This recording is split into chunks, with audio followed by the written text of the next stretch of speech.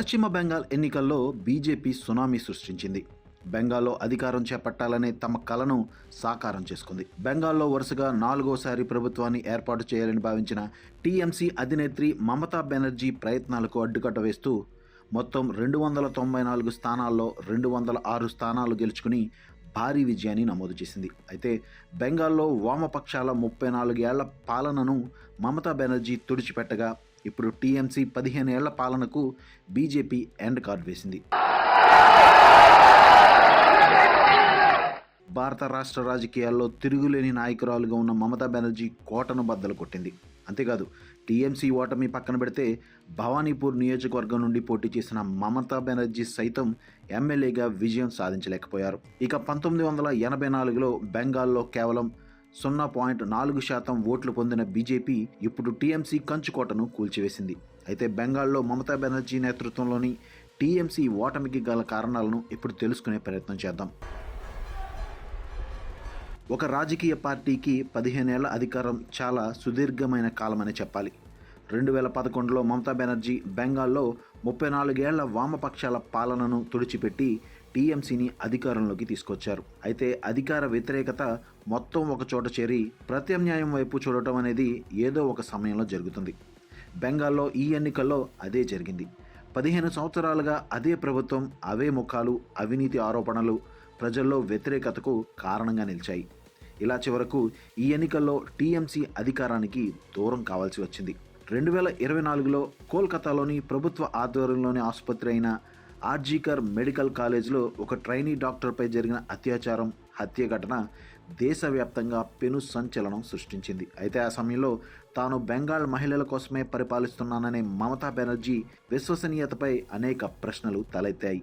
ఈ ఘటనపై పెద్ద ఎత్తున నిరసనలు జరగ్గా టీఎంసీ సర్కార్ ఆలస్యంగా స్పందించడం, నేర స్థలంలో సాక్ష్యాలను తారుమారు చేశారన్న ఆరోపణలు, మహిళా ఓటర్లతో ఏళ్ల తరబడి జాగ్రత్తగా నిర్మించుకున్న టీఎంసీ బ్రాండ్ విలువను పూర్తిగా నాశనం చేసింది.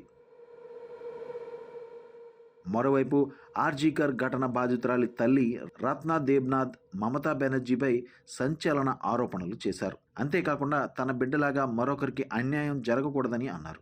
అంతేకాదు, మమతా బెనర్జీ సర్కార్ను గద్దెదించడమే లక్ష్యంగా బెంగాల్ ఎన్నికల్లో పానీహటి నియోజకవర్గం నుండి బీజేపీ అభ్యర్థిగా పోటీ చేసి విజయం సాధించారు. ఇక ఉపాధ్యాయ అర్హత పరీక్షల నియామకాల కుంభకోణం రాష్ట్ర ప్రజల్లో టీఎంసీపై వ్యతిరేకతకు ప్రధాన కారణాల్లో ఒకటిగా నిలిచింది. 2014 జనవరిలో రేషన్ మోసం కేసుకు సంబంధించి టీఎంసీ జిల్లా పరిషత్ సభ్యుడు షేక్ షాజహాన్ను ప్రశ్నించేందుకు ఎన్ఫోర్స్మెంట్ డైరెక్టరేట్ అధికారులు సందేహ్ ఖాళీకి వెళ్లారు.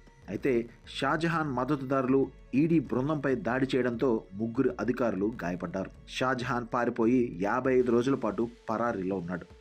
ప్రతిపక్ష పార్టీ నాయకులెవరిని సందేశ్ ఖాళీని సందర్శించడానికి మమతా సర్కార్ అనుమతించలేదు. సందేశ్ ఖాళీ ఫిర్యాదులపై 4 ఏళ్లుగా చర్యలు తీసుకున్నందుకు మమతా ప్రభుత్వాన్ని హైకోర్టు మందలించింది. షాజహాన్ను అరెస్టు చేయాలని ఆదేశించింది. అతడిని సిబిఐ కస్టడీకి అప్పగించింది. ఇందుకు సంబంధించిన విచారణ ఇంకా కొనసాగుతోంది. షాజహాన్ కస్టడీలోనే ఉన్నారు. అయితే ఈ పరిణామాలు బెంగాల్లో శాంతి భద్రతలపై ఓటర్లను ఆలోచింపు చేసి ఉండొచ్చు. ఇక మమతా బెనర్జీ తన మేనల్లుడు అభిషేక్ బెనర్జీకి టీఎంసీలో కీలక బాధ్యతలు అప్పగించడం, ప్రభుత్వంలో కూడా ఆయన జోక్యం చేసుకోవడాన్ని బెంగాల్ ప్రజలు చూశారు. ఇది టీఎంసీ కుటుంబ పార్టీ అనే ముద్రను ప్రజల్లోకి బలంగా తీసుకువెళ్ళింది. సామాన్యురాలిగా అధికారంలోకి వచ్చిన మమతా బెనర్జీ చివరకు కుటుంబ రాజకీయాల వైపు మొగ్గు చూపారనే విమర్శలు వెల్లువెత్తాయి. ఇక మమతా బెనర్జీ వరుసగా 3 సార్లు బెంగాల్లో విజయం సాధించడంలో ముస్లిం ఓటర్ల పాత్ర చాలా కీలకమైంది. టీఎంసీ విజయం ముస్లిం ఓటు బ్యాంక్ ఏకీకరణపై ఆధారపడి ఉన్నాయి. ఈసీఐకి అనుబంధంగా వచ్చిన నివేదికల్లో పేర్కొన్న ప్రకారం ఎన్నికల సంఘం చేపట్టిన ఓటర్ల జాబితా ప్రత్యేక విస్తృత సవరణలో బెంగాల్ ఓటర్ల జాబితా నుండి సుమారు 90 లక్షల పేర్లను తొలగించారు. ఇది మొత్తం ఓటర్లలో దాదాపు 12%. తొలగించిన వారిలో ఎక్కువ మంది ముస్లిం ఓటర్లే ఉన్నారు. 2011 నుండి సాగుతున్న టీఎంసీ పార్టీ ఎన్నికల సమీకరణాలు మాత్రం 2026లో తలకిందులయ్యాయి. కొన్ని నివేదికల ప్రకారం పశ్చిమ బెంగాల్పై టీఎంసీ పట్టు కేవలం ఎన్నికల పరమైనది మాత్రమే కాదని, కొన్ని పోలింగ్ బూత్ స్థాయిలో ఆ పార్టీకి నియంత్రణ ఉంది. 2018 పంచాయతీ ఎన్నికల్లో ప్రతిపక్ష అభ్యర్థులపై ఒత్తిడి తెచ్చి నామినేషన్లు దాఖలు చేయకపోవడం వల్ల ఆ పార్టీ 34% సీట్లను ఏకగ్రీవంగా గెలుచుకుందని అబ్జర్వర్ రీసెర్చ్ ఫౌండేషన్ నుంచి వచ్చిన 2022 నాటి పరిశోధన పత్రం వివరిస్తుంది. భారత ఎన్నికల చరిత్రలోనే కేంద్ర ఎన్నికలు తీసుకున్న అరుదైన నిర్ణయాల్లో ఫాల్టా నియోజకవర్గంలోని మొత్తం 285 పోలింగ్ స్టేషన్లలో రీపోలింగ్ నిర్వహించడం. అక్కడ మే 21న పూర్తి స్థాయిలో తిరిగి పోలింగ్ నిర్వహించాలని ఈసీఐ ఆదేశించింది. అక్కడ ఓట్ల లెక్కింపు మే 24న జరగనుంది. ఆ నియోజకవర్గంలోని పలు పోలింగ్ బూత్లలో ఈవీఎంలపై బీజేపీ, సిపిఎం అభ్యర్థుల బటన్లను నల్లటి అంటుకునే టేపుతో కప్పి ఉంచినట్లు ఆరోపణలు వచ్చాయి. ఈసీఐ తన అధికారిక ఉత్తర్వుల్లో ఫాల్టాలో తీవ్రమైన ఎన్నికల నేరాలు, ప్రజాస్వామ్య ప్రక్రియను అణగదొక్కడం జరిగాయని పేర్కొంది.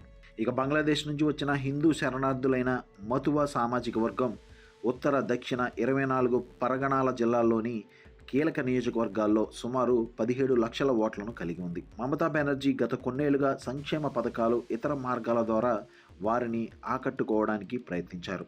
అయితే బీజేపీ వారికి అంతకంటే బలంగా పౌరసత్వం అనే హామీని ఇచ్చింది. 2024 మార్చిలో కేంద్ర ప్రభుత్వం సిఏఏ నిబంధనలను నోటిఫై చేసినప్పుడు బెంగాల్లో తమ పార్టీ అధికారంలోకి వస్తే పౌరసత్వ ప్రక్రియను వేగవంతం చేస్తామని బీజేపీ నేతలు మతువా వర్గానికి స్పష్టమైన హామీ ఇచ్చారు. గత 15 ఏళ్లుగా కోల్కతాలోని విద్యావంతులైన మధ్యతరగతి ప్రజలకు అనేక ఫిర్యాదులు ఉన్నప్పటికీ వారికి ఓటు వేసే అవకాశం సరిగ్గా లభించలేదు. గతంలో పోలింగ్ రోజున బహుళ అంతస్తుల బిల్డింగ్లకు తాళాలు వేయడం, నివాస సముదాయాల లోపల బూతులు లేకపోవడం వంటి వార్తలు వచ్చేవి. అయితే 2026 బెంగాల్ ఎన్నికల వేళ ఎన్నికల సంఘం ఈ పరిస్థితిని మార్చివేసింది. అపార్ట్మెంట్ కాంప్లెక్స్ల లోపలే కొత్త పోలింగ్ బూత్లను ఏర్పాటు చేసి బయట కేంద్ర బలగాలను మోహరించింది. ఆర్జీకర్ ఘటన పట్ల ఆగ్రహం, నియామక కుంభకోణంపై అసంతృప్తితో ఉన్న ఓటర్లు మొదటిసారిగా భారీ సంఖ్యలో ఓటింగ్లో పాల్గొన్నారు.